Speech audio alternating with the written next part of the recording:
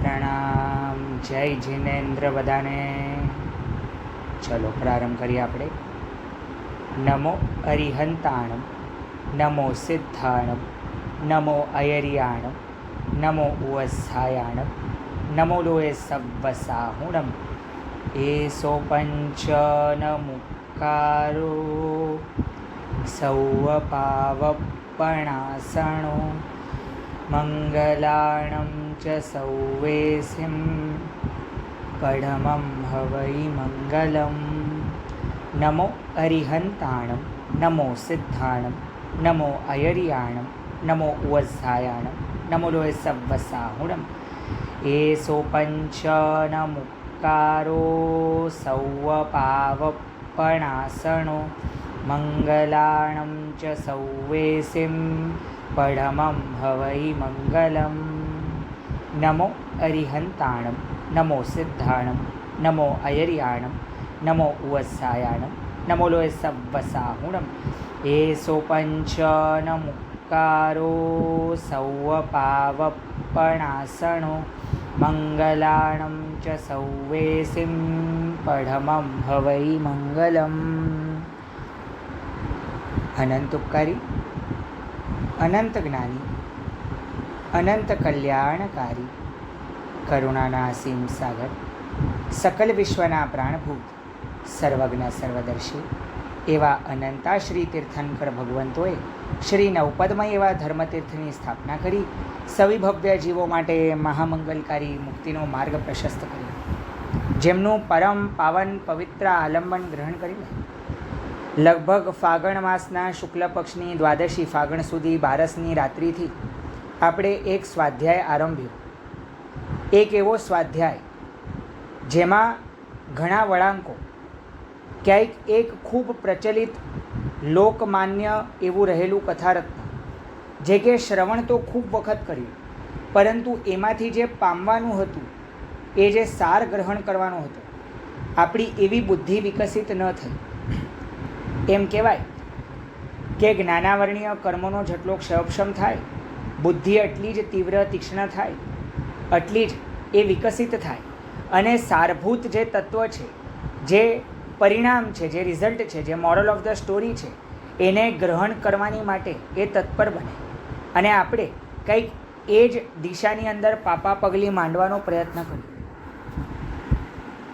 આંતરશોધની યાત્રા બહુ માર્મિક વાક્ય છે. આમ જોવા જઈએ ને માત્ર 4 જ શબ્દોનું વાક્ય છે, આંતરશોધની યાત્રા. પરંતુ અનાદિકાળથી ભૂલો ભમેલો જીવ જો આ આરંભી દે તો એ આંતરશોધની યાત્રાનું અંત અવશ્ય આત્માના પૂર્ણતાથી પ્રાપ્ત થાય. એટલે જેનું આરંભ હોય એનું અંત હોય. આરંભ જ નથી કરતા તો અંત જ ક્યાંથી આવશે? આપણે એ આંતરશોધના માર્ગે ચાલતા જ નથી તો મોક્ષરૂપી મંજિલે આપણે ક્યાંથી પહોંચશું? શાંબ અને પ્રદ્યુમ્નને ધન્યવાદ એટલે આપવાના છે કેમ કે એમણે ક્ષણિક રહેલા, અનિત્ય, અસ્થિર રહેલા, અશાશ્વત રહેલા, બિલકુલ ક્ષણભંગુર, નાશવંત, વિનાશી રહેલા એવા પ્રકારના પંચેન્દ્રિયના વિષય સુખોને એમણે તરછોડ્યા. એમણે એ રાજસી સુખભોગોનો ત્યાગ કર્યો, કારણ કે એના કરતાં એમણે ઊંચું મેળવવાનું હતું. અને એ ઊંચું એટલે આત્માની પરમ વિશુદ્ધ અવસ્થા, શાશ્વત સુખની એવી સાદી અનંત દશા, જેનો આદિ તો છે પરંતુ એનો અંત છે જ નહીં. એ અનંત જ્ઞાન, અનંત દર્શન, અનંત ચારિત્ર્ય ને અનંત વીર્ય, એ અનંત ચતુષ્ટયની અંદર એમની રમણતા, એ આત્મગુણોની રમણતા, જેમાં માત્ર સહજ સુખ છે, માત્ર સ્વાભાવિક સુખ છે. ક્યાંય પણ કોઈ ડિપેન્ડન્સી, ક્યાંય કોઈ ઇન્દ્રિયની ઉપર, કોઈ મનની ઈચ્છાની ઉપર, કોઈની પણ ઉપર એક્સટર્નલ બાહ્ય ફેક્ટરની ઉપર અવલંબીને રહેવાનું નહીં. આપણે તો માત્ર ઇન્દ્રિયોના દાસ થઈને, મનની ઈચ્છાના ગુલામ થઈને બેઠા છે. બહુ વિચાર કરવા જેવો મુદ્દો છે ભૈયા. આંતરશોધની યાત્રા. જો તમે આત્મ સાધના કરી લીધી તો પછી અવશ્ય આત્માનંદના રસની અંદર નિમગ્ન થતા તમને વાર નહીં લાગે. અહીંયા મારીને તમારી માટે કદાચ આ પચાવવું જ અઘરું છે, કાં તો લગભગ અશક્ય છે કે શાંબ પ્રદ્યુમ્ન જેવા વાસુદેવ શ્રી કૃષ્ણના પુત્ર દ્વારિકાના નિમિત્તે જે પોતે છે ને ત્રિખંડનું રાજ્ય ચલાવી રહ્યા છે. આમ એટલે છે ને કૃષ્ણ મહારાજાના અલ્ટિમેટલી તો ઉત્તરાધિકારી થયા ભાઈ. ભલે છે ને કૃષ્ણ મહારાજા અત્યારે ચલાવે છે પણ છત્રછાયા તો એમની જ છે. તો એમાં એમને શું ઓછું આવે છે, એમણે શું ઊણું આવે છે, એમણે શું ત્યાગ કરવાની આવશ્યકતા છે. પરંતુ આપણે ગત સ્વાધ્યાયમાં જોયું કે જ્યારે પણ કંઈક ઊંચી વસ્તુ પ્રાપ્તિનો ધ્યેય બંધાય ત્યારે નીચી વસ્તુ છૂટી જાય, જેની અંદર આપણે ખાસ કરીને ગટર અને ગંગા, ઝૂંપડી અને મહેલ એ બધા આપણે દ્રષ્ટાંત જોયા. જેમ છે ને બાળકને તમે કોઈક માટી એના હાથમાંથી તમારે માટી ખસકાવી દેવી હોય તો એના હાથમાં તમે ચોકલેટ મૂકો તો એ પોતે ખસકી જાય, કારણ કે એને આકર્ષણ એ ઊંચી વસ્તુનું છે. અને અહીંયા આગળ પણ નીચી વસ્તુ ત્યજીને ઊંચી વસ્તુની પ્રાપ્તિ, કાં તો છે ને ઓછી વસ્તુ ત્યાગી છે પણ વધારે વસ્તુની પ્રાપ્તિ છે. આપણે ત્યાગ ધર્મનો જય જયકાર કર્યો. આર્ય સંસ્કૃતિની અંદર વણાયેલો, આર્ય સંસ્કૃતિના ધબકાર સ્વરૂપે, શ્વાસ સ્વરૂપે, પ્રાણ સ્વરૂપે અસ્તિત્વમાં રહેલું એવા પ્રકારનો ત્યાગ ધર્મ આપણે જોયું. દાન, શીલ, તપ, ભાવ બધામાં કેન્દ્રમાં ત્યાગ છે. ખાલી એટલું જ નહીં, પરંતુ આપણે એ પણ સ્વાધ્યાય કર્યો. મહાભદ્ર તપનો સ્વાધ્યાય તો આપણે કર્યો જ કર્યો, પરંતુ સાથે સાથે આપણે બાહ્ય તપ શા માટે કરવાનું છે એ પ્રયોજન પણ આપણે, કારણ કે છે ને માત્ર દ્રવ્યથી તપ કરી લો એમાં કાંઈ તમે પામશો નહીં. મૂળ તો બાહ્ય તપ કરવાનું કયા પ્રયોજનથી, કયા હેતુથી, કયા આશયથી, કયા લક્ષ્યથી આપણે વાત કરેલી. એકમાત્ર એક લક્ષ્ય છે, દેહની આસક્તિને તોડવી, દેહમાં રહેલો મમત્વ ભાવ, દેહમાં રહેલો મારાપણાનો ભાવ, દેહમાં રહેલી આત્મબુદ્ધિ એને આપણે તરછોડવાની છે.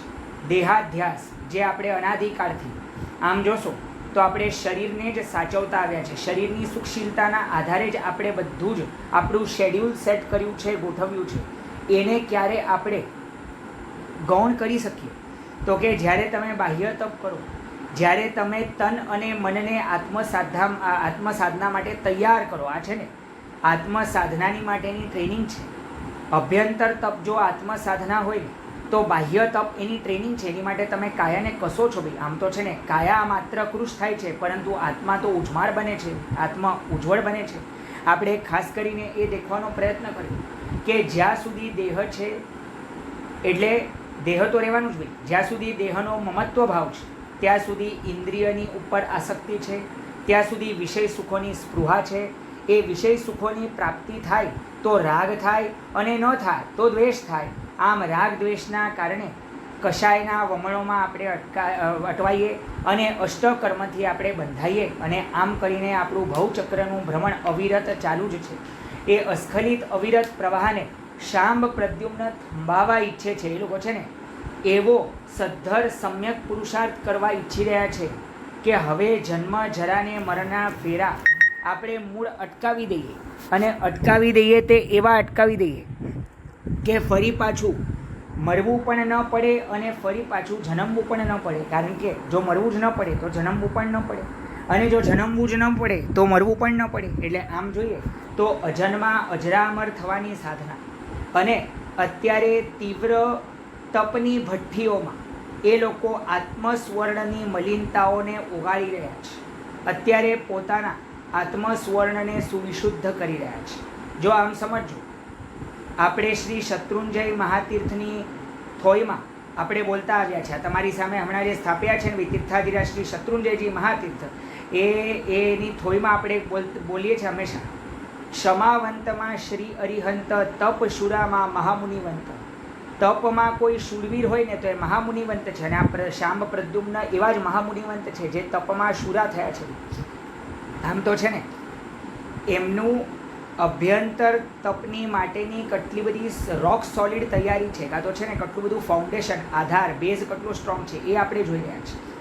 આપણે અત્યાર સુધી લઘુસિંહ નિષ્ક્રીડિત, મહાસિંહ નિષ્ક્રીડિત, રત્નાવલી, મુક્તાવલી, એકાવલી, કનકાવલી, એની પછી ભદ્રોત્તર અને મહાભદ્ર, આટલા તપ આપણે નિરખી ચૂક્યા છે. હવે માત્ર છેલ્લા 3 તપ બાકી છે, જેમાંથી છે ને છેલ્લા 2 તો મેં તમને કીધેલું કે બહુ ઇઝી છે, બહુ સહેલા છે, એટલે છે ને મારીને તમારી જવા માટે છે, એટલે માટે છે ને એકદમ છેલ્લે રાખ્યા છે, કારણ કે છેલ્લે મારે તમને કમસે કમ એ મોટિવેશનથી વિદાય કરવાના છે કે એટલીસ્ટ બીજું કાંઈ નહીં તો આ 2 તપ તો આપણે કરવા જ જોઈએ, એટલે એને છેલ્લે રાખશું. હમણાં તો ભદ્ર, ભદ્રોત્તર, મહાભદ્ર અને સર્વતોભદ્ર, એ જે સર્વતોભદ્ર આપણું જે એક શૃંખલામાં અંતિમ રહી ગયું છે એને આપણે કવર કરી લઈએ. આપણે છે ને અંક ગણિતમાં પેટર્ન, સ્ટ્રક્ચર બધા આપણે તપ જોઈ રહ્યા છે. સમ વિષમ સંખ્યાને કઈ રીતના પરમ્યુટેશન, કોમ્બિનેશન કરીને તપ કરી શકાય એ આપણે જોઈ રહ્યા છીએ. આપણે ભદ્ર, ભદ્રોત્તરને મહાભદ્રમાં આપણે પેટર્ન ઓબ્ઝર્વ કરી. હવે છે ને જેમ ભદ્રની ઉપર ભદ્રોત્તર ડિપેન્ડન્ટ હતું એમ મહાભદ્રની ઉપર સર્વતોભદ્ર ડિપેન્ડન્ટ છે, એટલે છે ને તમે જ્યારે પણ સર્વતોભદ્ર લખશો ત્યારે મહાભદ્રને સામે રાખજો, કારણ કે હું એવી રીતના જ તમને પેટર્નનો સ્વાધ્યાય કરાવીશ. જો છે ને મહાભદ્રની માફક જ સર્વતોભદ્ર પણ 7 શ્રેણીની અંદર થાય છે, એટલે 7 સંખ્યાઓ હશે. મહાભદ્રમાં 1થી માંડીને 7 સંખ્યા હતી, તો અહીંયા કેટલી લેવાની? તો કે 5થી લઈને 11 સંખ્યા લેવાની. અહીંયા છે ને 5થી લઈને 11, 5, 6, 7, 8, 9, 10, 11 આવી રીતના સંખ્યા લેવાની. હવે નિયમ નંબર 1, પહેલી શ્રેણીનો નિયમ તો બધા માટે સેમ જ છે ભાઈ. સળંગ ઉત્તરોત્તર વૃદ્ધિગત ભાવે ચડતા જવાનું, એટલે માટે શું છે ભાઈ, અહીંયા શું થશે, જેમ મહાભદ્રમાં છે ને 1 ઉપવાસ પારણું, 6 પારણું, 8 પારણું, 4 ઉપવાસ પારણું, 5 ઉપવાસ પારણું, 6 ઉપવાસ પારણું, 7 ઉપવાસ પારણું હતું, એવી રીતના અહીંયા 5 ઉપવાસ પારણું, 6 ઉપવાસ પારણું, 7 ઉપવાસ પારણું, 8 ઉપવાસ પારણું, 9 ઉપવાસ પારણું, 10 ઉપવાસ પારણું અને 11 ઉપવાસ પારણું. તમે વિચારજો, ચલો આટલી એક ગનિમત છે કે મહાભદ્ર જ્યાં પૂર્ણ થાય છે ને ત્યાંથી સર્વતોભદ્ર ચાલુ નથી થતું, એટલે છે ને જ્યારે ભદ્રને ભદ્રોત્તર આપણે જોતા હતા ત્યારે આપણે જોયેલું કે ભદ્ર 5મે ઉપવાસે પૂર્ણ થાય છે તો 5થી જ છે ને ભદ્રોત્તર પ્રારંભ થાય છે. અહીંયા છે ને અહીંયા જો એવું થાત તો 7થી પ્રારંભ થવું જોઈએ હતું, પરંતુ અહીંયા છે ને થોડાક અર્લી સ્ટેજથી પ્રારંભ થાય છે ભાઈ સર્વતોભદ્ર, એટલે છે ને 5ની સંખ્યાથી પ્રારંભ થાય છે. 5, 6, 7, 8, 9, 10, 11 બરાબર. હવે છે ને સેમ મહાભદ્રના સ્ટાઇલમાં આ સર્વતોભદ્ર ચાલશે. મહાભદ્રની મુજબ પહેલી શ્રેણી તો આપણે લઈ લીધી. હવે બીજી શ્રેણીનો નિયમ આપણે જોયેલું, મિડલ નંબર લેવાનો છે. મિડલ નંબર ત્યારે છે ને આપણે 4થી પ્રારંભ કરેલું. મહાભદ્રની અંદર આપણે 4થી પ્રારંભ કરેલું, કારણ કે 1થી 7માં મિડલ નંબર કયો હતો કે 4 નંબર હોય. આ તમને સાથે સાથે રિકેપ પણ કરાવું છું, એટલે છે ને આ અલગ સ્ટાઇલથી તમને રિકેપ કરાવું છું, જેમાં મહાભદ્ર રિકેપ પણ થઈ જશે અને સર્વતોભદ્રનો આપણો સ્વાધ્યાય પણ થઈ જશે. તો હવે અહીંયા જુઓ, 5, 6, 7, 8, 9, 10, 11 એમાં શું છે ભાઈ, ઉપર 3 નંબર છોડો, 5, 6, 7 અને નીચે 3 સંખ્યા છોડો એટલે 9, 10, 11, તો વચ્ચે 8 બચે ભાઈ. એટલે અહીંયા 8થી આપણે પ્રારંભ કરવાનું ભાઈ, એટલે સીધા 28થી પ્રારંભ કરવાનું. તમે ખાલી વિચાર તો કરો ભાઈ, ડાયરેક્ટ છે ને બીજી શ્રેણીનો પ્રારંભ જ 28થી થશે ભાઈ. 8 ઉપવાસ પારણું, 9 પારણું, 10 ઉપવાસ પારણું, 11 ઉપવાસ પારણું, 5 ઉપવાસ પારણું, 6 ઉપવાસ પારણું અને 7 ઉપવાસ પારણું. આ રીતના દ્વિતીય શ્રેણી પૂર્ણ થશે. ત્યાર પશ્ચાત તૃતીય શ્રેણી આપણે જોયેલું કે તૃતીય શ્રેણીમાં શું હોય છે ભાઈ, કે અંતિમ નંબરથી, અંતિમ સંખ્યાથી પ્રારંભ કરે છે. જેમ છે ને ત્યાં આગળ 7થી પ્રારંભ કરેલું મહાભદ્રની અંદર, તો હવે સર્વતોભદ્રમાં અંતિમ સંખ્યા કઈ, તો કે 11ની સંખ્યા છે ભાઈ, એટલે 11 ઉપવાસથી. તમે વિચાર તો ખરો ભાઈ, અહીંયા છે ને આપણે 28 કે 11 ઉપવાસ છે ને સિંગલ કરવા હોય તો પણ એકવાર માટે વિચાર કરવો પડે ભાઈ. જેમ છે ને પર્વાધિરાજથી પર્યુષણજી દરમિયાન તમારે જ્યારે 28 ઉપાડવી હોય, તમારે 11 ઉપવાસ ખાલી કરવા હોય ને, કેટલા બધા આરાધકો, સાધકો એ કરતા હોય છે, તો એની માટે કેટલી બધી માનસિક તૈયારી જોઈએ. અહીંયા તો સ્ટાર્ટ જ એટલે છે ને બારીનો પ્રારંભ, પરિપાટીનો પ્રારંભ, શ્રેણીનો પ્રારંભ જ 11 ઉપવાસથી કરવાનો ભાઈ.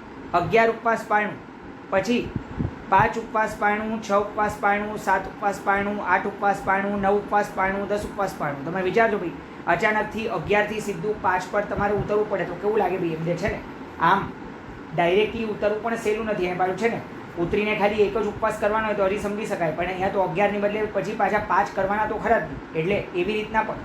અને આપણે જોયેલું કે પહેલી 3 શ્રેણીઓ છે ને એના નિયમ તો ભદ્ર માટે, ભદ્રોત્તર માટે, મહાભદ્ર માટે અને સર્વતોભદ્ર માટે બધા માટે સેમ જ છે ભાઈ. એટલે પહેલી 3 શ્રેણીમાં શું છે ભાઈ, ફર્સ્ટ શ્રેણી માટેનો નિયમ સળંગ ઉત્તરોત્તર વૃદ્ધિગત ભાવથી ચડતા જવાનું.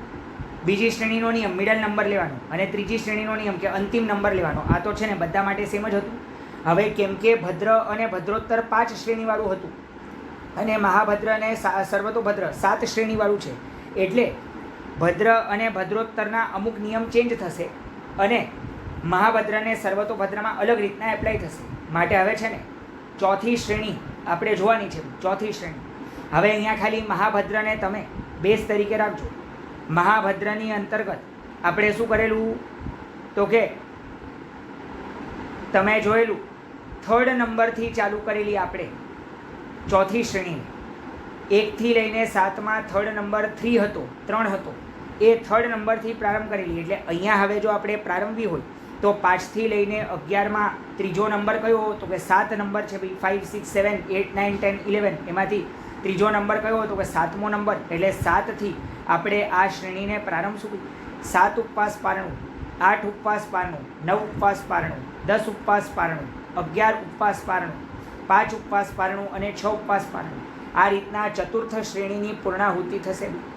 તમે વિચારો કે જે તપની વિચારધારા પણ બનાવતા આપણને વર્ષો લાગી જાય ને, એ તપ આ લોકો આચરણમાં મૂકી ચૂક્યા છે. એટલે શું લેવલ પર એમની આત્માની જાગૃતિ હશે, શું લેવલ પર એમણે દેહાશક્તિને ત્યજી હશે, શું લેવલ પર એ લોકો છે ને પોતે આત્માના સુખના ઈચ્છુક હશે. જેમ છે ને ડેસ્પરેટ હો ને તમે, ડેસ્પરેટ એટલે છે ને લિટરલી તમને અદમ્ય ઝંખના છે, અદમ્ય ઝંખના. એની વગર તમે જીવી નથી શકતા. તમે છે ને તમારો શ્વાસ હોય, તમારો પ્રાણ હોય, તમારો ધબકાર હોય, માનો એની વિના તમારો જીવ ચાલ્યો જશે એવું લાગતું હોય ને તો તમે આવા તપ કરી શકો. બાકી છે ને મારા ને તમારાનો કાંઈ આપણો કોઈ સ્કોપ જ નથી ભાઈ આની અંદર. એટલે છે ને ખાલી ભાવ એ જ રાખવાના છે કે ક્યારે આપણે આત્મશુદ્ધિની એવી તીવ્ર ઝંખના પેદા કરીએ કે ક્યારે છે ને આત્માને ચોખ્ખા કરવાની માટે જે કરવું પડે એ કરવાની માટે આપણે બિલકુલ સહજ સુખપૂર્વક તૈયાર થઈએ. એટલે છે ને રુચિપૂર્વક તૈયાર થયા છે. તમે વિચારજો આ બધા તપ છે ને કંઈ ફોર્મેલિટીમાં કે જબરજસ્તી નથી થવાના.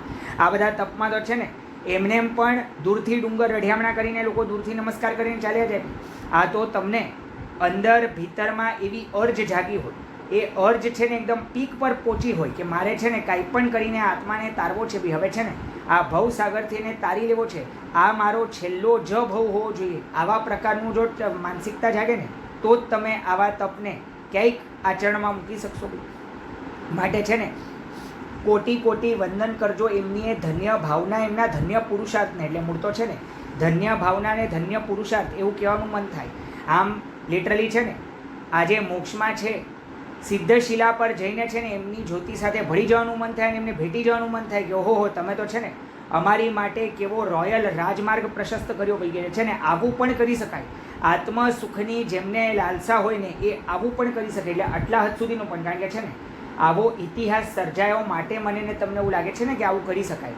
જો આવું કોઈ કરી જ ન ગયું હોત, જો પહેલાં છે ને કોઈ હિંમત જ ન કરી હોત તો હું તમે આ બધા તપ ક્યાંથી કરવાના હતા ભાઈ. આ તો છે ને તમને કદાચ પણ વિચાર આવે. જેમ છે ને પહેલાં ઓલા પાર્લાવાળા મીનાબેનને વિચાર આવ્યો કે આપણે આવા તપ કરીએ, પણ કેમ ભાઈ? કારણ કે આવા રોલ મોડલ્સ, આવા આદર્શો ઉપલબ્ધ છે જે આત્માનું ઇન્ફાઇનાઇટ પોટેન્શિયલ, આત્માનો અનંત વીર્ય જો છે ને ઉલ્લસે ચડે તો પછી શું થઈ શકે એ પણ તમને દાખવી જાય છે.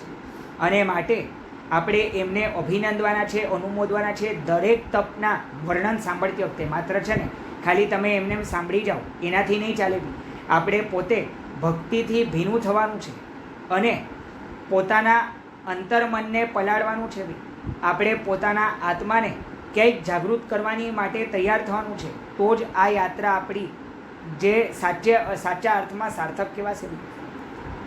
હવે પાંચમી શ્રેણીમાં ન્યા આગળ શું હતું ભાઈ?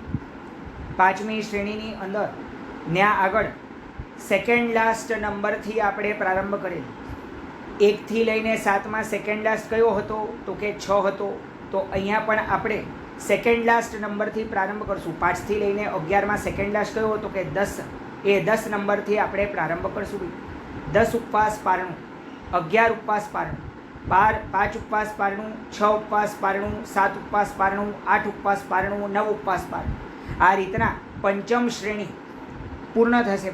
માનો છે ને આ પંચમ શ્રેણી મને ને તમને સૂચવે છે કે પંચ પરમેષ્ઠીનું ધ્યાન ધરીને પંચ મહાવ્રતધારી બનીને પંચમ જ્ઞાનની પ્રાપ્તિ કરીને પંચમ ગતિ એટલે મુક્તિપુરીએ સીધાવાનું છે.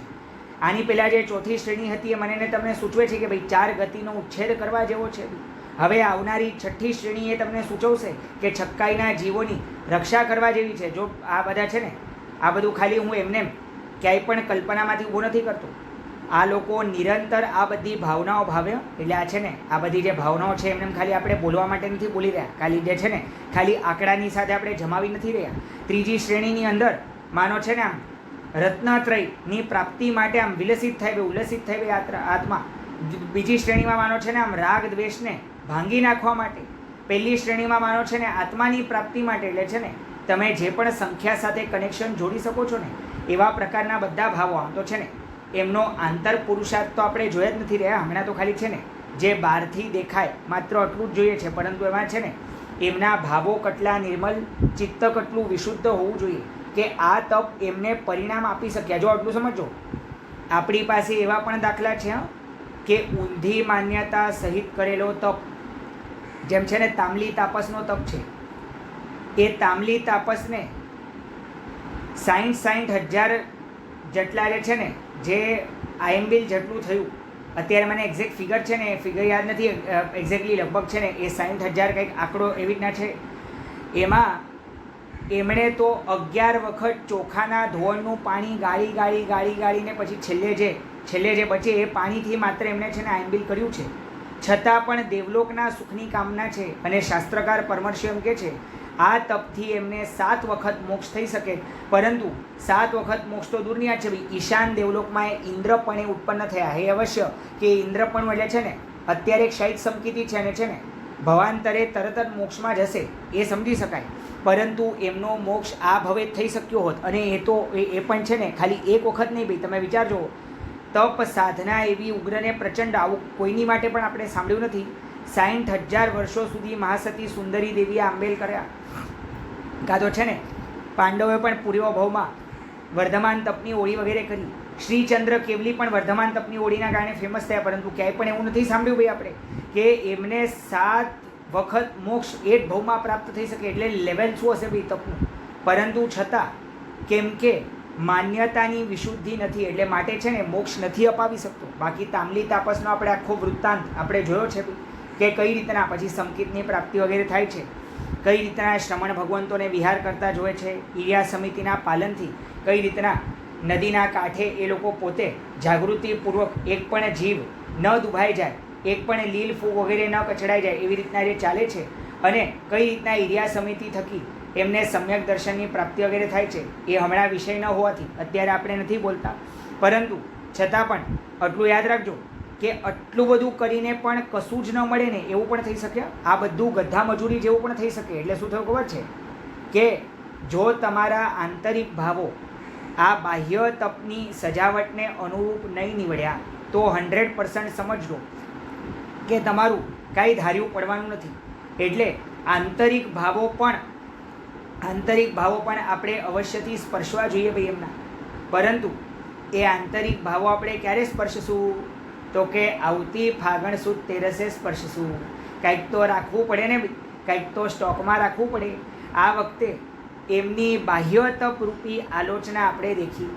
અભ્યંતર તપરૂપી આલોચના હવે આપણે નેક્સ્ટ વર્ષની માટે ફાગણ સુદ તેરસની માટે આપણે રાખીએ છીએ. કંઈક ના કંઈક તો સ્ટોકમાં રાખવું પડશે ને, જેના કારણે કંઈક નાવીન્ય આવે આવતા વર્ષે પણ.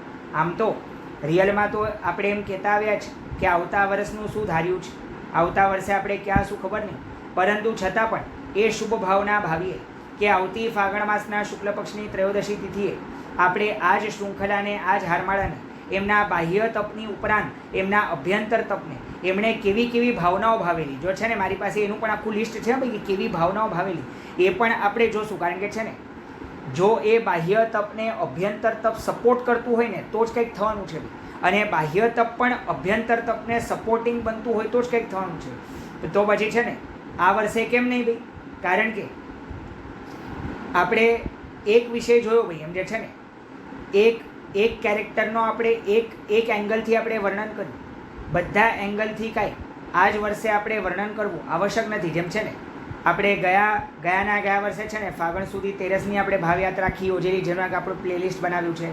પછી ગયા વર્ષે પણ છે ને આપણે રત્નાવલી કંકાવલીનો થોડોક બેઝ બનાવેલો, અને આ વર્ષે આપણે છે ને બધા બાહ્ય તપ લઈ લીધા. એવી રીતના છે ને હવે આવતા વર્ષે આપણે અભ્યંતર તપ, એનો મતલબ છે ને એટલું સમજો, કમિટ ટુ યોર સેલ્ફ, કે આવતા વર્ષે અમારે આ સ્વાધ્યાય કરવા માટે અમારે હાજર રહેવાનું જ છે ભાઈ, અમારે ઉપસ્થિત રહેવાનું જ છે ભાઈ, કમ વોટ મે. ભલે ને જાત્રામાં હોય તો પણ પછી જાત્રામાંથી નીચે ઉતરીને પછી પણ શ્રવણ કરશું.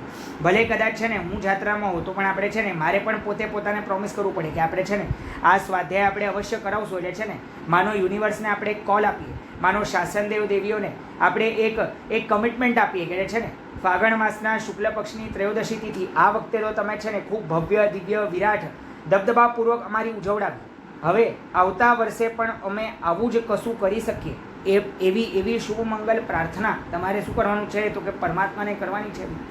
એટલે આ વિષય એક આપણે છોડી મૂકવાના છીએ અભ્યંતર તપ, કે છે ને હમણાં હું એમાંથી કશું જ ડિસ્ક્લોઝ નહીં કરું ભાઈ, કે છે ને અભ્યંતર તપમાં એમના કેવા ભાવો હતા.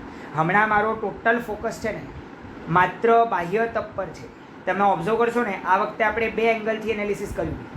એક તો દ્વારિકા દહનના પ્રસંગમાંથી આપણે વિશ્વ શાંતિ, વિશ્વ સુરક્ષા, વિશ્વ કલ્યાણ ને વિશ્વ મંગલ માટે શું બોધપાઠ લઈ શકીએ તો એ, અને બીજું શાંબ પ્રદ્યુમ્ને આત્માની વિશુદ્ધિની માટે બહારથી પણ દેખીતી રીતના કેવો પુરુષાર્થ આદર્યો એ. હવે આપણે ફરી પાછા લક્ષ્મણા સાધ્વીજી ભગવાનના કથારત્નમાં જવાનું છે, અજીતનાથ સ્વામી પરમાત્માનો વિષય પૂર્ણ કરવાનો છે. માટે શું છે ભાઈ, આને આપણે આ વિષયને આપણે અધૂરો નથી છોડતા, આ વિષયને આપણે પૂર્ણ જ કરીએ છીએ, પરંતુ એક એંગલથી પૂર્ણ કરશું. એટલે છે ને બાહ્ય તપના એંગલથી, બાકી છે ને અભ્યંતર તપના એંગલથી ટુ બી કન્ટિન્યુડ ભાઈ. જેમ છે ને કોઈક વેબ સિરીઝ હોય, કોઈક ડેલી સોપ હોય, કોઈ સોપ ઓપેરા હોય, એનું કેવું હોય ભાઈ તો કે તમે એને ટુ બી કન્ટિન્યુડ રાખો ને ભાઈ, કાં તો છે ને નેક્સ્ટ એપિસોડની અંદર આવશે ભાઈ. એવી રીતના હવે આની માટે પણ તમારે જિજ્ઞાસાને તાલાવેલી બાંધીને રાખવી હોય તો એવી રીતના આપણે શું કરવાના છીએ તો કે આને પણ આપણે નેક્સ્ટ વર્ષે આપણે કન્ટિન્યુ કરશું. હાલ ફિલહાલ સર્વતોભદ્ર તપની 6ઠ્ઠી શ્રેણી, જેમ મહાભદ્રમાં આપણે 6ઠ્ઠી શ્રેણીમાં આપણે શું કરેલું તો કે 2nd નંબરથી પ્રારંભ કરેલું, 1થી લઈને 7માં છે ને 2 નંબરથી આપણે પ્રારંભ કરેલું. તો અહીંયા 5થી લઈને 11માં 2nd નંબર કયો તો કે 6ઠ્ઠો નંબર છે ભાઈ, 6 નંબર. એટલે 6 ઉપવાસ પાળનું, 7 ઉપવાસ પાળનું, 28 પાળનું, 9 પાળનું, પછી 10 ઉપવાસ પાળનું, 11 ઉપવાસ પાળનું અને 5 ઉપવાસ પાળનું. આમ કરીને 6ઠ્ઠી શ્રેણી, 2nd લાસ્ટ શ્રેણી પૂર્ણ થઈ. અને સપ્તમી શ્રેણી માનો છે ને 7 પ્રકારના ક્ષેત્રનું મહત્ત્વ બતાવતી, 7 પ્રકારના ભયને ભાંજી નાખતી એવા પ્રકારની આ 7મી શ્રેણી. એમ છે ને એમ કહી શકાય કે આ 7મી શ્રેણી મહાભદ્ર તપમાં આપણે કઈ રીતના કરેલી તો કે છે ને હવે 1 જ નંબર બચ્યો ભાઈ. શેષમાં આપણે વાત કરેલી કે 1 જ નંબર જે બચ્યો હવે એનાથી પ્રારંભ થવી જોઈએ, પરંતુ આપણે નિયમ પણ આપણે જોયેલો કે 3rd લાસ્ટ નંબરથી આ શ્રેણી પ્રારંભ થાય છે ભાઈ. એટલે ત્યારે છે ને 5થી આપણે પ્રારંભ કરેલી. હવે આપણે અહીંયા આગળ 3rd લાસ્ટ એટલે શું છે ભાઈ તો કે 9 નંબર એ 3rd લાસ્ટ છે. માટે છે ને 9 પાળનું, 10 ઉપવાસ પાળનું, 11 ઉપવાસ પાળનું, 5 ઉપવાસ પાળનું, 6 ઉપવાસ પાળનું, 7 ઉપવાસ પાળનું ને 28 પાળનું. આ રીતના આખા તમે વિચારજો કે આખા સર્વતોભદ્ર તપની અંદર આવી રીતના ગોઠવણ, અને આ ગોઠવણ અજબ ગજબની સમ વિષમ સંખ્યાની ગોઠવણથી આ તપની પૂર્ણાહુતિ થાય છે. એટલે આવી રીતના આ સર્વતોભદ્ર નામનું તપ શાંબ પ્રદ્યુમ્ને કર્યું. આપણે છે ને વાત કરેલી કે એમણે આમ જોઈએ તો ભદ્રોત્તર આ બંને તપ કર્યા નથી, પરંતુ છે ને મહાભદ્ર ને સર્વતોભદ્ર આ બંને તપ જ કર્યા છે. પરંતુ એ મહાભદ્ર ને સર્વતોભદ્રને સમજવા આપણે ભદ્રને ભદ્રોત્તરની સમજણ લીધી. અને છે ને ક્યાંક એવું પણ આવે છે કે ઘણા બધા તપનું લિસ્ટ છે, પછી વગેરે એટલે છે ને વગેરેમાં ભદ્રોત્તર વગેરે બધું કવર થઈ જતું હોય એવું પણ હોઈ શકે. એટલે આપણે છે ને સાથે કનેક્શનની અંદર આપણે લઈ લીધું છે ભૈયા. એટલે આ થયું આપણા સર્વતોભદ્ર તપની વિગત. હવે છેલ્લા 2 તપ જે છે ને જેમાં તમને એવું લાગશે ચલો અપને લીએ ભી કુછ રખા, અપને લીએ ભી કુછ સોચા. આમ તો છે ને આ બધું જ આપણી માટે જ વિચાર્યું છે ભાઈ. આ બધું છે ને શાસ્ત્રકાર પરમર્ષિઓએ વિચાર્યું આપણી માટે જ છે. આ બધું આપણે કરી શકીએ એવા પ્રકારની શક્યતા આપણે ધરાવે છે. જો આટલું સમજો, તમને આ બધા તપની વિગત આપવાનું પ્રયોજન શું? તો કે તમે આ કરી શકો. કારણ કે છે ને જો તમે કરી જ નથી શકતા તો તમને આપીને ફાયદો શું ભાઈ? એટલે સર્વપ્રથમ તો એમનો અનન્ય અસીમ અનુપમ ઉપકાર એ સમજજો કે એમણે તમને આ લાયક માન્યા, પાત્ર માન્યા કે તમે આ તપ કરી શકો, માટે જ તમારી સુધી આ ડિટેલ્સ પહોંચાડવામાં આવી છે. બાકી છે ને જો આપણી ઉપર વિશ્વાસ જ ન હોય, જો આપણી પર ભરોસો જ ન હોય તો એમ કહે ને ભાઈ इनको ये सब देने का कोई फायदा नहीं भाई, ये तो है ना प्रमाद में गड़ा डूब आकंठ डूबे है भाई. આમને છે ને આ બધું સજેસ્ટ કરીને શું ફાયદો ભાઈ? આ તો છે ને શાંબ પ્રદ્યુમ્ન જેવાની માટે જ છે, આપણી માટે છે જ નહીં. જો તમે એવું માનતા હો તો એટલું સમજો. શ્રમણી ભગવાન માટે પણ નહીં, શ્રાવક શ્રાવિકાઓ માટે પણ આ બધા તપ, અને છે ને અત્યારના 5મા આરામાં કલિકાલના શ્રાવક શ્રાવિકા પણ આ બધું કરી શકે. ભલે છે ને કદાચ તમારા ચોથા આરા જેવા સંઘેયણવાળા શરીર નથી, કદાચ હાડકાના મજબૂતાઈ એવી નથી, કદાચ છે ને એવા પ્રકારનું શરીરનું સ્ટ્રક્ચર નથી, વજ્ર ઋષભ નારદ સંઘેણ વગેરે નથી, પરંતુ છતાં પણ આપણે યથાશક્તિ, અને મીનાબેન જેવાય પુરવાર કરે છે કે આપણે યથાશક્તિ છે ને આવા બધા આકરા તપ કરી શકીએ ભાઈ. એવા કેટલા શ્રમણી ભગવંતો પણ છે જે કે પોતાને ઝોકી દે છે ભાઈ આત્મશુદ્ધિની સાધનામાં. માટે છે ને આપણે આખા પ્રોસેસથી, આખી જર્નીથી માત્ર એ જ વિચાર કરવાનો છે કે આત્મશુદ્ધિની સાધનામાં આપણે ક્યારે ઝંપલાવી દઈએ. હવે છે ને છેલ્લા 2 તપ આમ એવો હાશકારો મળશે ને તમને. આમ છે ને રિયલમાં તો આ બંને તપથી મારે ચાલુ કરવું જોઈતું હતું, અને ઉત્તર વધીને સૌથી આકરા તપ એટલે છે ને સર્વતોભદ્ર પર મારે પૂર્ણ કરવું જોઈતું હતું. પરંતુ બનેલું એવું કે જ્યારે આપણે એ સિરીઝ ચાલુ કરીને, જ્યારે આપણે સ્વાધ્યાય પ્રારંભ કર્યો ને ત્યારે હજી આ 2 તપની મારી પાસે વિગત હતી નહીં. એટલે માટે છે ને આપણે બીજા બધા તપથી આપણે પ્રારંભી દીધું, અને પછી છેલ્લે આ 2 રાખવા પડે. આમ જોઈએ તો છે ને પહેલી વખત તમે નિશ્ચિંતતાનો શ્વાસ લ્યો અને શ્વાસ અદ્ધર ન થાય ને એવા પ્રકારના તપ છે. માનો તમને છે ને આ બધા હમણાં જે તપ સમજાવ્યા ને એની સામે તો કાંઈ જ ન લાગે એમ છે ને. આને તો તમે તપ પણ નહીં ગણો ભાઈ. એવું લાગશે કે આ તો એ તો હે ને ચૂટકી કા ખેલે, એ તો બચ્ચે કે જૈસા હમ ભી કર સકતે એ. અને છે ને હું તમને એ જ પ્રેરણા કરું છું. બીજા બધા તપ ભલે તમારાથી શક્ય ન થાય, પરંતુ અંતિમ આ જે 2 તપ છે ને એ તો 100% તમારે કરવા જ જોઈએ ભાઈ. એટલે એવા પ્રકારના 2 તપ રહ્યા છે આપણા. એક તો પદ્મોત્તર છે, અને બીજું છે ને બીજા તપનું નામ છે સર્વાંગ સુંદર, પરંતુ મેં ભૂલથી તમને સર્વકામ સુંદર લખાવ્યું છે. એની માટે છે ને મારા જ્ઞાનવર્ણીય કર્મ માટે જે મારી ત્રુટિ રહી ગઈ એની માટે મિચ્છામિ દુક્કડમ. એ સર્વકામ સુંદરમાં છે ને કરેક્શન કરીને સર્વાંગ સુંદર એવા પ્રકારનું એ તપ છે બી. એ મારા ધ્યાન બહાર રહી ગયેલું, અને પછી છે ને પછીથી મને સ્વાધ્યાય કરતાં ફરી પાછું સૂચ્યું કે મેં ભૂલમાંથી છે ને સર્વકામ સુંદર લખાવ્યું છે. તો સર્વકામ સુંદર ન લખતા આપણે સર્વાંગ સુંદર લખવાનું છે. આ પદ્મોત્તર અને સર્વાંગ સુંદર એ બંને તપ છે ને કોઈક બાળ જીવને કદાચ આ છે ને અઘરા તપના ક્ષેત્રમાં પ્રવેશ કરવો હોય, કાં તો કોઈક છે ને આપણી જેવા પામર જીવો એન્ટ્રી કરવી હોય તો આપણી માટે એકદમ સહજ સુલભ પ્રકારના તપ છે. હાલાકે છે ને આ બધાના ઉજવણા વગેરે છે ને એની પણ આપણે જાણવાના છે ડિટેલ્સ. એમના ઉજવણા વગેરે કેવી રીતના ભવ્ય દિવ્ય ઠાઠબાઠપૂર્વક કરવામાં આવે, એટલે એ તો છે ને આપણી માટે અશક્ય જેવું લાગે અત્યારે, પરંતુ છતાં પણ એટલીસ્ટ રિઝનેબલ લાગે આ 2 તપ, કાં તો છે ને ડુએબલ લાગે આ તપ. કારણ છે ને અત્યાર સુધીના જેટલા તપો તમે દેખ્યા ને એમાંથી મેજોરિટી તો તમને એવું લાગ્યું હશે કે આ તો છે ને આવતા ભવે હવે શક્તિ સામર્થ્ય મળે તો ઠીક છે ભાઈ, બાકી છે ને આ ભવે તો કંઈ શક્યતા લાગતી નથી ભાઈ આપણી. અને કાં તો છે ને આ ભવે પણ અંતરાય તૂટે, અને ક્યારે તૂટે એમાં પણ ફેમિલી સપોર્ટ વગેરે મળે તો ક્યારેક માંડ. બાકી તો છે ને આમાં તો તમને સપોર્ટ આપનારા ફેમિલી પણ પડી ભાંગે ભાઈ. કારણ કે છે ને બધા લાંબા દીર્ઘ એવા પ્રકારના તપ છે. એટલું સમજો. એ પર્વ એ પદ્મોત્તર અને સર્વાંગ સુંદર એ તપ પર જાઓ એની પહેલાં મહાભદ્ર તપને છે ને મહાભદ્ર તપને સર્વ વિઘ્ન વિનાશક કીધું. આમ તો છે ને ઇન જનરલ તપ પોતે સર્વ વિઘ્ન વિનાશક જ છે, પરંતુ મહાભદ્રની માટે ખાસ કરીને લખ્યું છે ભાઈ કે આ તપ સર્વ વિઘ્ન વિનાશક છે.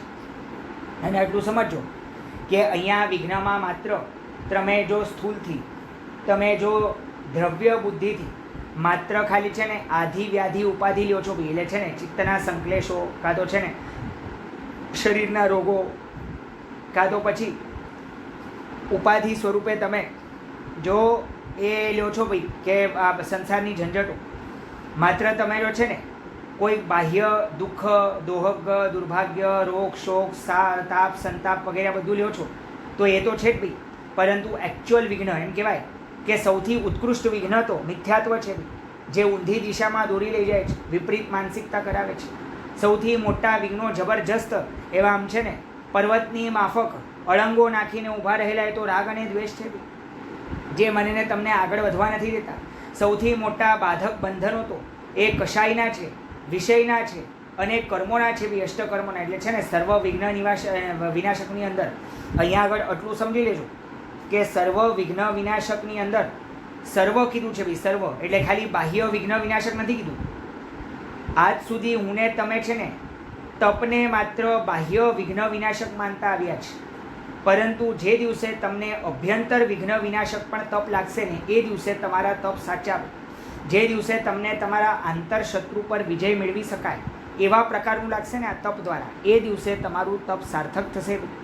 હજી આગળ જાઓ તો હજી એક વસ્તુ કહું, સર્વતો ભદ્ર તપ, સર્વતો ભદ્ર તપ, એ સર્વતો ભદ્ર તપની અંદર છે ને સર્વતો ભદ્ર તપની અંદર એમ લખવામાં આવ્યું કે સર્વતો પ્લસ ભદ્ર, ભદ્ર એટલે શું છે ભાઈ? ભદ્ર એટલે કલ્યાણ. આમ આપણી ભાષામાં કલ્યાણ એટલે શું છે ખબર છે? જે આ તપ કરે એના બધી બાજુથી કલ્યાણ થાય, બધી બાજુથી એટલે છે ને ક્યાંયથી પણ એને કોઈ પણ અમંગળ, કોઈ પણ અશુભ, કોઈ પણ અનિષ્ટ, કોઈ પણ અરિષ્ટ એને નડે નહીં બી. એટલે છે ને ફરી પાછું મેં તમને જેમ કીધું કે બાહ્યથી અરિષ્ટ ન નડે તો ઠીક છે, પરંતુ અભ્યંતરથી પણ અમંગલ જે છે ને આ બધા હમણાં આપણે જે આંતર શત્રુની વાત કરી એ આંતર અરિષ્ટો પણ, એ આંતર અરિયો એટલે આંતર જે શત્રુઓ છે એ પણ ન નડે બી. એટલે સર્વ રીતના કેવું હોય તો કે સર્વ રીતના ઓલો છે ને અભયને પામે, સર્વ રીતના આમ છે ને આ તપ કરવાથી સર્વ રીતના અભય. કારણ કે શું છે ભાઈ તો કે કોઈ પણ અમંગલ, અનિષ્ટ, અકલ્યાણની આશંકા છે જ નહીં બી, ક્યાંયથી પણ એનું અહિત થાય જ નહીં, બહારથી પણ નહીં અને અંદરથી પણ નહીં. એટલે તમે વિચારજો આ એક એક તપ છે ને, કેમ કે જો આટલું સમજો, આ એક એક તપ જે આપણે બોલીએ છીએ ને એ એક એક તપ છે ને અનાદિકાળથી અનંતા આત્માઓ આમનું આલંબન ગ્રહણ કરીને મોક્ષે ગયા છે. એટલે હમણાં વર્તમાન 24ની અપેક્ષાએ આપણે કદાચ છે ને આ સર્વતો ભદ્ર, મહાભદ્ર વગેરે હમણાં છે ને શ્યામ પ્રદ્યુમ્ને કર્યા, કાં તો છે ને તીર્થંકરના પૂર્વભાવની અંદર તીર્થંકર ભગવંતોએ કર્યા, કાં તો કોઈક મહાપુરુષોએ, મહાસતીઓએ કર્યા, આટલું જાણીએ છીએ. પરંતુ જેમ શ્રી નમસ્કાર મહામંત્રનો જાપ કરતા અનંતા આત્મા મોક્ષે ગયા છે, મોક્ષે સીધા આવ્યા છે, એવી રીતના આપણે પોતે એમ કહી શકાય કે આ બધા તપ પણ છે ને અનાદિકાળથી ચાલતા આવેલા, ભલે છે ને એનું નામ કદાચ બીજું હશે, પરંતુ છે ને કર્મનો ક્ષય કરવા માટે, કર્મની શુદ્ધિ કરવાની માટે આ બધા તપનું છે ને આલંબન લઈને અનંતા આત્માઓ જે મોક્ષે ગયા છે ને બધાના આશીર્વાદ, બધાના પરમાણુઓ, બધાના સકારાત્મક વાઇબ્રેશન્સ, બધાના શુભ પોઝિટિવ એવા પ્રકારના બધાના જે છે ને શુભાશીષ એ બધું આની અંદર રહેલું છે. એટલે એટલું સમજો, આ બધા તપ પોતે બાય ઇટસેલ્ફ જ, તમે ખાલી તપ પ્રારંભો ને એટલે એમને જ તમારું શુભ, ભવ્ય અને મંગલ કલ્યાણ થાય. કારણ કે તમારે બીજું કશું કરવાની જરૂરત નથી. તમે ગેરલાયકમાં ગેરલાયક હો ને તો આ તપ તમને લાયક બનાવી શકે. અને આપણે જોયું જ છે ભાઈ શ્યામ પ્રદ્યુમ્નના કેસમાં કે જે છે ને ભલે ને કેવો પણ પાતકી જીવ કરે તો પણ છે ને એને સ્વચ્છ, શુભ, એને શુદ્ધ કરવાની, ખાલી શુભ નહીં પરંતુ શુદ્ધ કરવાની, એને વિમલને નિર્મલ કરવાની તાકાત એક એક તપની અંદર રહેલી છે. માટે આટલું સમજો કે આ તપને અંડર એસ્ટિમેટ નહીં કરતા. આ તપની અંદર છે ને ખાલી કંઈ એક આત્માના વાઇબ્રેશન્સ નહીં, એવા તો કેટલા આત્માઓ જે છે ને આનું આલંબન લઈને તર્યા છે, બધા આત્માઓનું વાઇબ્રેશન્સ આની અંદર જોડાયા છે. વળી હજી બીજી રીતના જોઈએ તો અહીંયા છે ને એક મતાંતર છે. મતાંતર એટલે શું છે ભાઈ? આપણે ભદ્ર તપ જોયું ને, ભદ્ર તપ, એ ભદ્ર તપની માટે છે ને લઘુ સર્વતો ભદ્ર એવું નામ પ્રચલિત છે શાસ્ત્રમાં. એટલે છે ને ભદ્ર તપ કદાચ છે ને ભદ્ર તપની બદલે તમે ક્યાંક લઘુ સર્વતો ભદ્ર વાંચો તો લઘુ સર્વતો ભદ્ર એટલે છે ને ભદ્ર તપ લેવાનું. વળી મહાભદ્ર તપની માટે મહાસર્વતો ભદ્ર એવા પ્રકારનું નામ પ્રચલિત છે. એટલે છે ને કદાચ તમે મહાભદ્રની બદલે મહાસર્વતો ભદ્ર વાંચો તો એમાં કન્ફ્યુઝ નહીં થતા. આપણે મહાભદ્રમાં જે લીધું છે બધું મહાસર્વતોભદ્રની અંદર સેમ ટુ સેમ એવા પ્રકારની વિધિ આવે. પછી પણ છે ને આપણે હમણાં જે છેલ્લે આજે ડિસ્કસ કર્યું સર્વતોભદ્ર, એ સર્વતોભદ્ર અલગથી બચી જાય છે. એટલે છે ને લઘુ સર્વતોભદ્ર મહાસર્વતોભદ્ર હોવા છતાં પણ આ અલગથી પણ સર્વતોભદ્રની આઈડેન્ટિટી. એટલે છે ને મેં જ્યારે શ્રી અંતગઢ દશા સૂત્રનો સ્વાધ્યાય કરેલો, જ્યારે છે ને 45 આગમમાંથી જે દ્વાદશાંગીમાં 8મું અંગ શ્રી અંતગઢ દશા, જેમાં આપણે વાત કરેલી કે બધા અંતકૃત કેવલીઓનું વૃત્તાંત આવે છે, એની અંદર છે ને એની અંદર ભદ્ર તપની માટે લઘુ સર્વતોભદ્ર અને મહાભદ્ર તપ માટે મહાસર્વતોભદ્ર એવા પ્રકારના નામ વાંચનમાં આવેલા. અને એમાં છે ને એમાં આપણે આજે જે ડિસ્કસ કર્યું એ સર્વતોભદ્ર તપ એનું વર્ણન ક્યાંય આવતું નથી. ક્યાં? એટલે છે ને શ્રી અંતગઢ દશામાં. પરંતુ તપ વિધિ સંચય નામનું પુસ્તક જેના આધારે આપણે છે ને આખો સ્વાધ્યાય કરી રહ્યા છે, એની અંદર શું છે ભાઈ, તો કે એની અંદર આ ઉલ્લેખ આવે છે આ પ્રકારના સર્વતોભદ્ર તપનો જે આપણે આજે ડિસ્કસ કર્યું ને એ વાળું સર્વતોભદ્ર તપ છે ને એ તપ વિધિ સંચયની મુજબ મને મળેલું, માટે છે ને મેં ખાસ કરીને એ પણ ડિસ્કસ કર્યું છે ભાઈ તમારી સાથે. એટલે આ બધા તપ છે ને એક એક તપ તારક તપ છે, એક એક તપ તીર્થ સ્વરૂપ છે. એટલું સમજો છે, તારે તે તીર્થ. તો આ તપ પોતે છે ને ભવસાગરથી તારનારું તીર્થ છે. આને ક્યાંય પણ અંડર એસ્ટિમેટ કરવી નહીં. કારણ કે હું ને તમે એમ જો માનતા હોઈએ કે છે ને આ તો કોઈક વિરલ આત્મા જ કરી જતા હશે, પણ એ વિરલ આત્મા પણ તમે જ્યારે અનાદિકાળની અપેક્ષા લ્યો ને તો અનંત આત્માઓ થાય. ભલે ને હરેક 24માં એક આત્માએ પણ કર્યું હોય. આમ તો છે ને આ બધા તપ એવા છે કે જેમાં કંઈ એક આત્માની મલ્ટિપલ આત્માએ પોતે લાભ લીધો છે. પરંતુ છતાં પણ જો તમે એમ પણ માનો કે બહુ ઓછા લોકો કરી શકે, તો પણ છે ને કેટલા વધારે લોકોએ આ તપ કર્યા છે. એટલે છે ને આ બધા તપ ઉર્જા સંપન્ન છે. જેમ છે ને શ્રી પંચ પરમેષ્ઠી મહામંત્ર, શ્રી પંચ મંગલ મહાશ્રુત સ્કંધ, એ શ્રી પંચ નમસ્કાર મહામંત્ર તમે ગણો અને તમને ઓટોમેટિકલી છે ને આમ ઉર્જા પ્રાપ્ત થવા માંડે. એમ છે ને તમને ઉર્જા ફીલ થવા માંડે.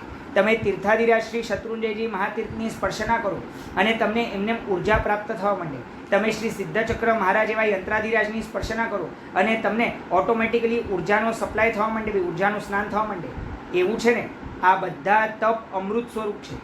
જેવા તમે આમના સાનિધ્યમાં આમની છત્રછાયામાં જાઓ ને એ તપ પોતે જ તમારું કલ્યાણ કરવામાં સમર્થ છે. માટે છે ને આપણે જે વાત કરી મહાભદ્ર સર્વ વિઘ્ન વિનાશક અને સર્વતોભદ્ર જે આપણે લીધું, જેની અંદર છે ને બધી રીતના બાહ્ય અભ્યંતર રીતના નિર્ભય થાય, કારણ કે એને કોઈ પણ અકલ્યાણની આશંકા બચે નહીં.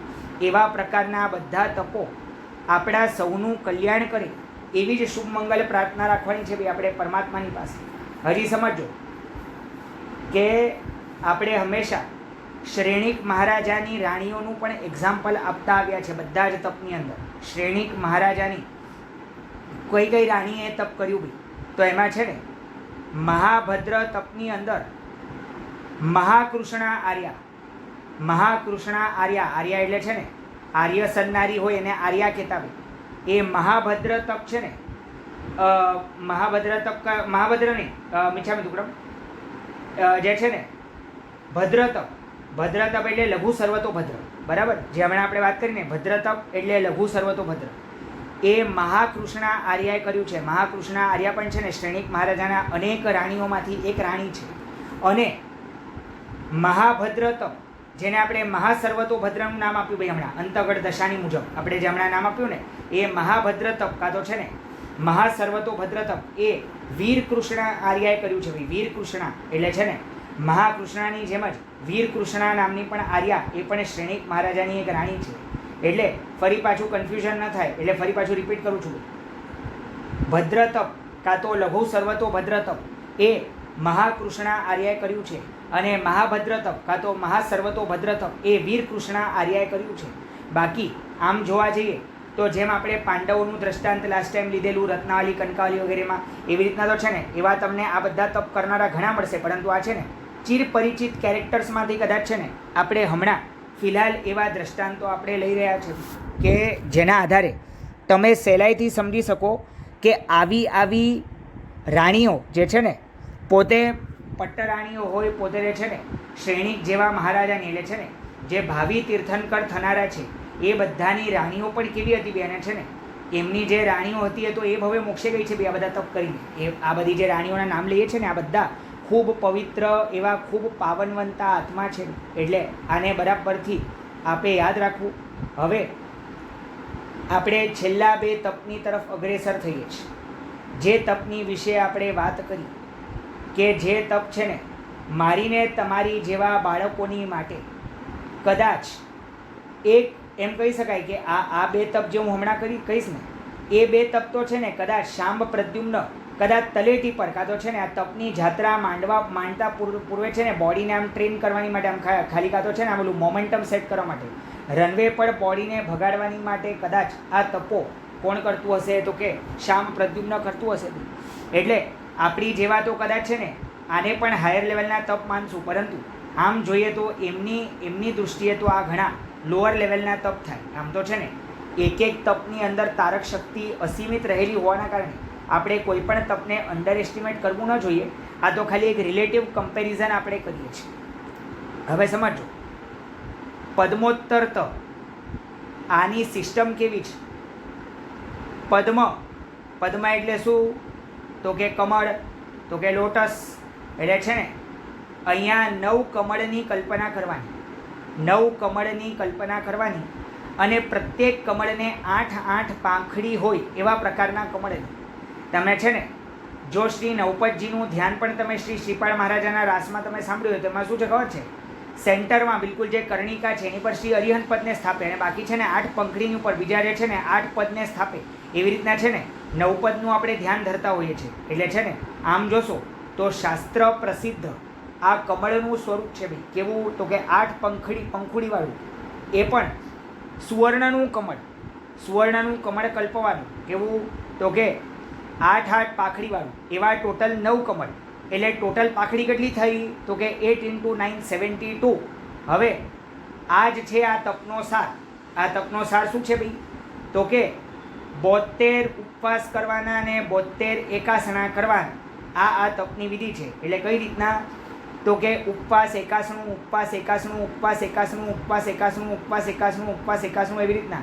એટલે એકાંતર ઉપવાસ કરવાના અને પારણામાં એકાસનું નાખવાનું. મેં તમને પહેલાં પણ કીધેલું કે જીન આજ્ઞાની મુજબ મિનિમમ એકાસણાનો નિયમ છે.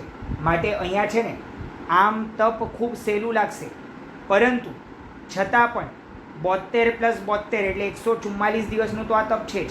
વળી પાછા પારણામાં 82 નહીં પણ એકાસણા આવે. પરંતુ આ તપ આપણને ડુએબલ લાગે, કારણ કે છે ને આમાં માત્ર એકાંતર ઉપવાસ જ કરવાના છે. હાલાકે છે ને એકાંતર ઉપવાસ કરવાના પણ હોય તો પણ 72 ઉપવાસ તો કરવાના જ છે. એટલે છે ને એમ જોઈએ તો કાંઈ સહેલું કે સિમ્પલ નથી. એમ જોઈએ તો છતાં છે ને લંબી રેસ કા ઘોડા હોના પડેગા, ટેસ્ટ મેચ ખેલના પડેગા.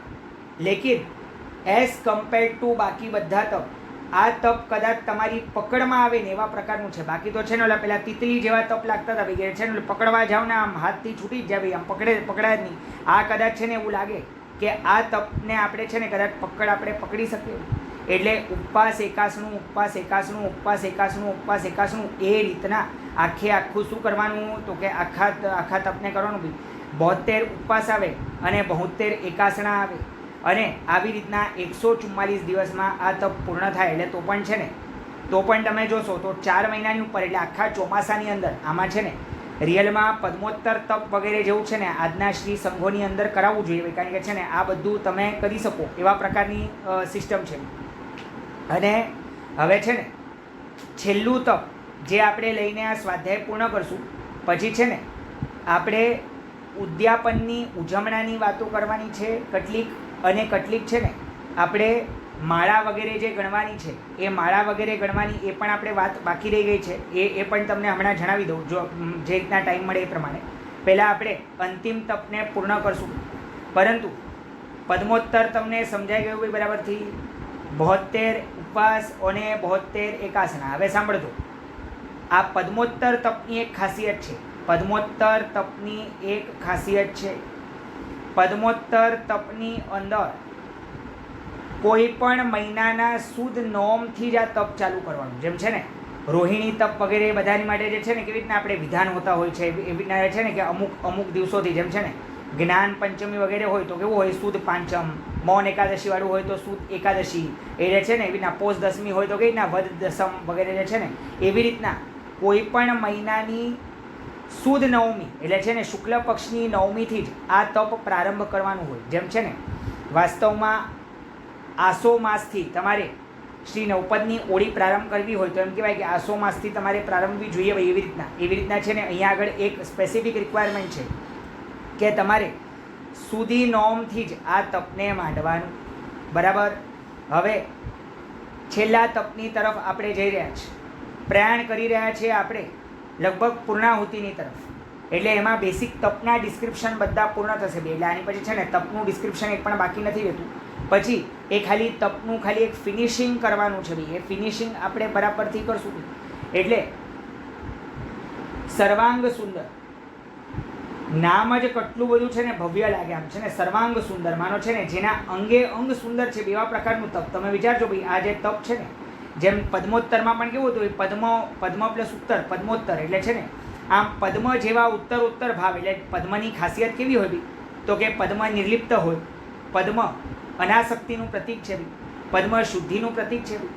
જે છે ને કીચડમાં જન્મે, ક્યાંક પાણીથી સિંચાય પરંતુ એ બંનેથી અલિપ્ત રહે ભાઈ. આ છે ને આપણે બધા વિષય વાસનાયુક્ત સંસારની અંદર જન્મ્યા છે.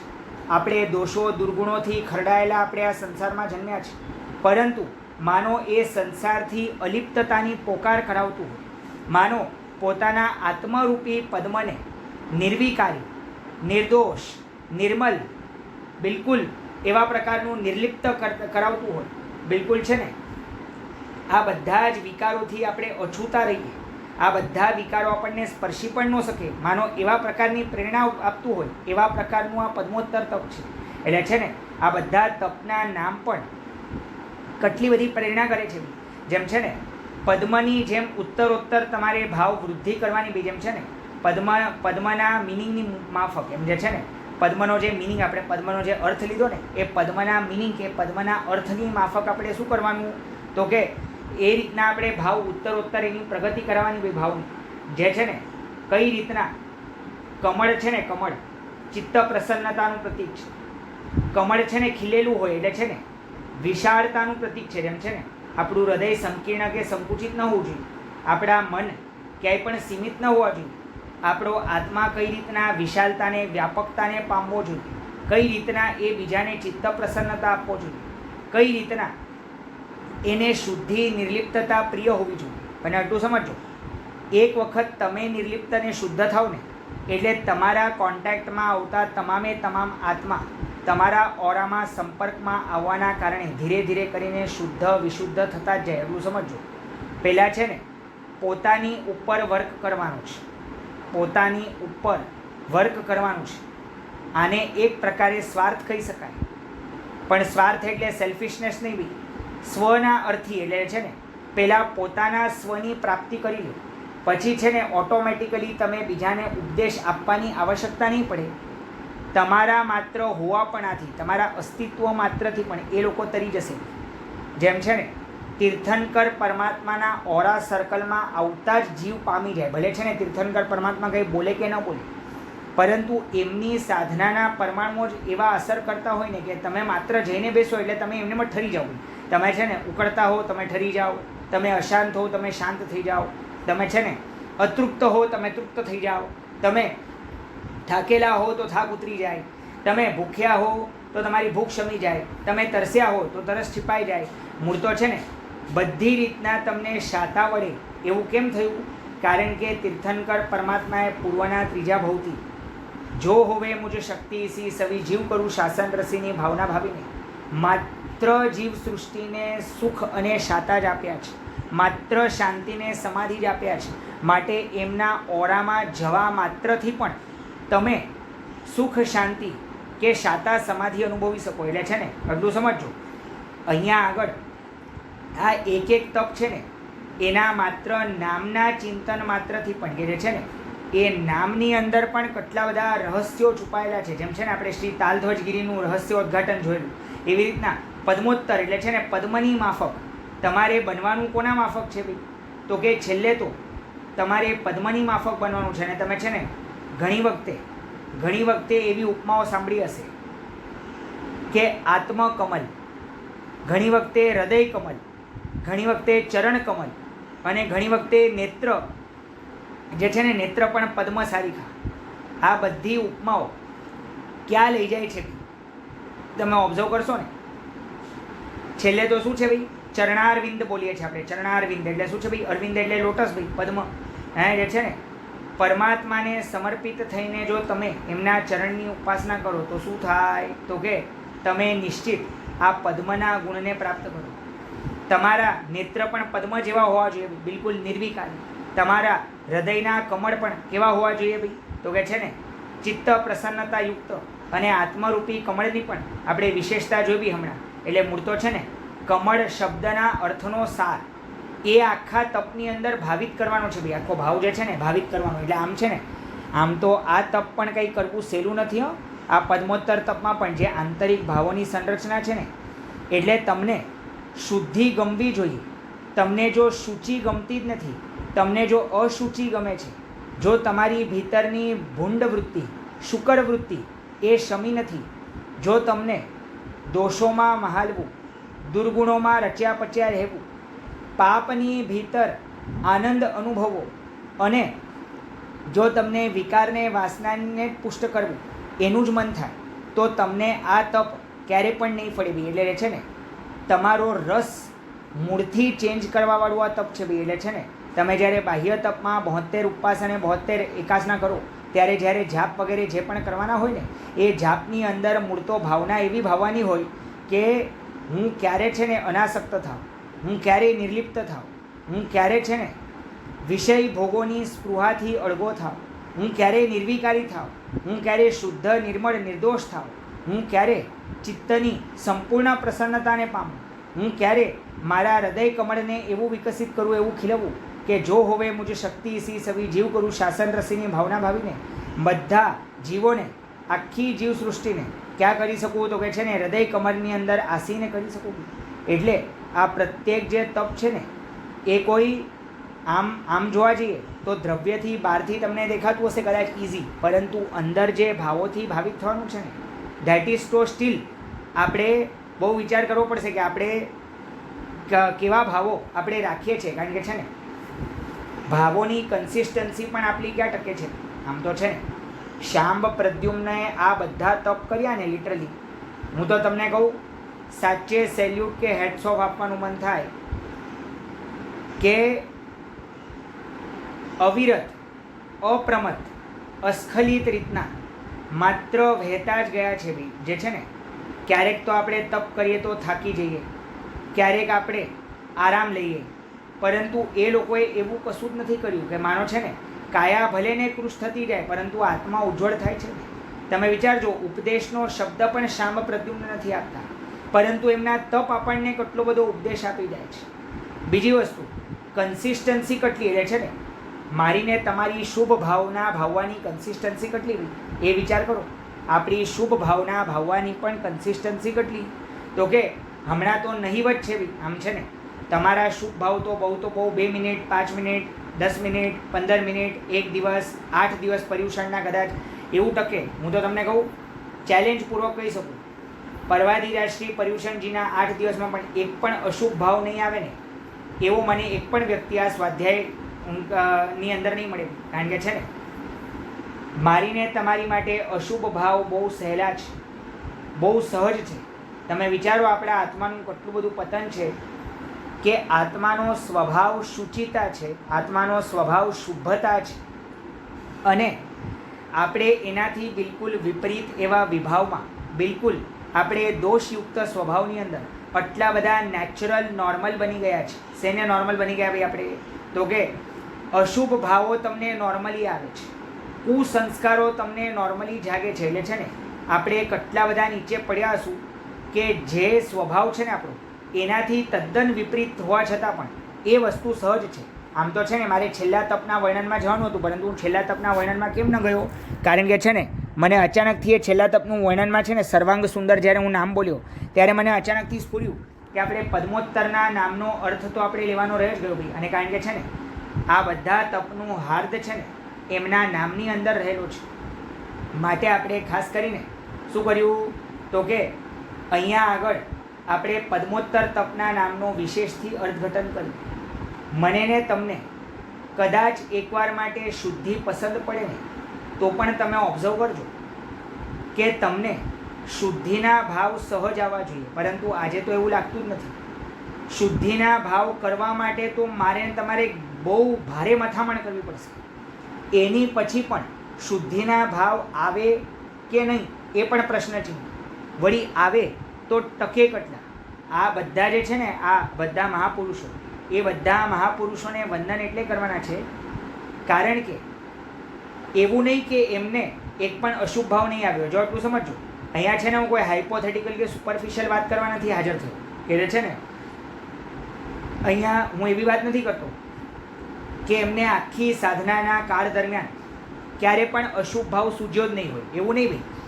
પરંતુ એમને ધન્યવાદ એટલે આપવાના છે કે એ અશુભ ભાવની સામે એમણે ઘૂંટણા ટેક્યા નહીં. જેમ છે ને મોહ મહારાજા પોતાનું સામ્રાજ્ય જોખમમાં જાણીને 100% તમારી ઉપર પકડ કસવાની કોશિશ તો કરે ને કરે જ. એટલે છે ને આ લોકોને અશુભ ભાવ ન જ આવે એવો કાંઈ નિયમ નથી, પરંતુ એની સાથે લડત આપવાનું સામર્થ્ય જે એ લોકોએ દાખવ્યું છે ને એ આપણે દાખવવાની આવશ્યકતા છે. જે છે ને એમણે અત્યારે કન્સિસ્ટન્ટલી ભલે અશુભ ભાવ ચડી બેસે ક્યારે તો પણ મારે શુભ ભાવનો પાલવ છોડવાનો નથી. હું છે ને અશુભ ભાવની અધીનતા તો નહીં જ સ્વીકાર.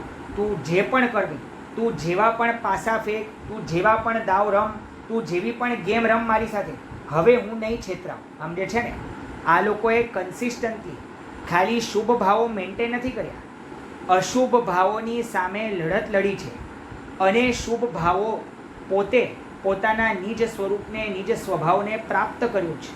આમ છે ને મારે ને તમારે પણ આ જ કરવું પડવાનું. એટલું સમજો, આપણે પણ આપણા નિજ સ્વરૂપને, નિજ સ્વભાવને આપણે પ્રાપ્ત કરવો પડવાનો.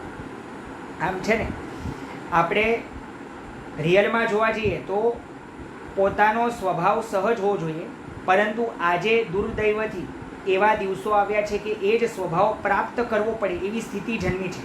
પરંતુ શાંબ અને પ્રદ્યુમ્નને સેલ્યુટ એટલે છે, સ્ટેન્ડિંગ ઓવેશન એટલે છે કે એમણે એમના પૂર્વવત પૂર્ણ સ્વભાવને, શુદ્ધ બુદ્ધ મુક્ત સ્વરૂપને એમણે પ્રાપ્ત કર્યું. એટલે છે ને એ લોકો મોહ મહારાજાની સામે છે ને અંતિમ શ્વાસ સુધી ઝઝુમ્યા. વળી ઝઝુમ્યા તો એવા ઝઝુમ્યા કે મોહને ક્યાંય પણ પોતાને હંફાવા નથી દેતા. એટલે છે ને મોહ ભલે ચડવાની કોશિશ કરે, પરંતુ એ લોકો બરાબરથી મોહની ઉપર લગામ કસીને, મર્યાદા અંકુશ રાખીને કામ કરે છે. આમ છે ને મોહને આડે હાથ લેવો કંઈ સહેલો નથી. મોહને આડે હાથ લેવો ખૂબ દુષ્કર છે આમ જોશો તો, પરંતુ એ ખૂબ દુષ્કર અને ભગીરથ પુરુષાર્થ પણ એ લોકો કરી ગયા. એટલે છે ને બે વસ્તુ કરી ભાઈ એમણે પુરુષાર્થ. એક તો અશુભ ભાવોની સાથેનો સંગ્રામ, પછી શુભ ભાવોની પ્રાપ્તિ, અને જે છે ને ત્રીજા સ્ટેજમાં શુભ ભાવોને ટકાવવું.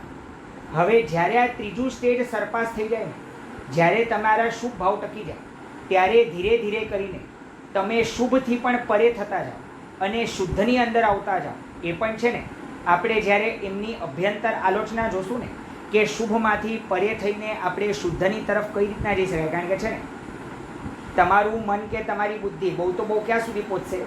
અશુભમાંથી શુભ સુધી કદાચ આપણે છે ને હજી પહોંચીએ છીએ, પરંતુ છેલ્લે તો શુભ અને અશુભ બંનેની અંદર ઉદાસીનતા કેળવવાની છે.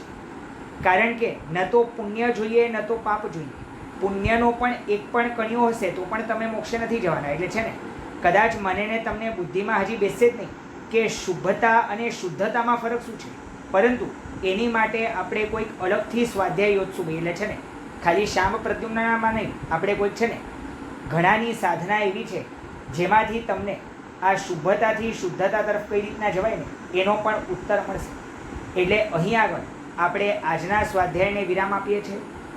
હવે કાલના સ્વાધ્યાય આ વિષયને ઉપરનો આપણો અંતિમ સ્વાધ્યાય રહેશે, જેમાં સર્વાંગ સુંદર તપનું વર્ણન, ત્યાર પછી ઉજવણાનું વર્ણન અને અમુક જે માળા વગેરે ગણવાની છે ને એનું પણ આપણે વર્ણન કરવાનું બાકી રહી ગયું છે. એ જે બધું બાકી રહી ગયું છે એ બધું આપણે ખાસ કરીને કાલે વાઇન્ડ અપ કરશું. એટલે ફાઇનલી આપણું આ વિષય પૂર્ણાહુતિને આરે પહોંચી ગયો છે ભાઈ. હવે બધા લોકો ખાલી એક જ ભાવના રાખજો કે આ બધું ખાલી શ્રવણ કરીને શ્રવણના લેવલ પર નથી રાખવાનું.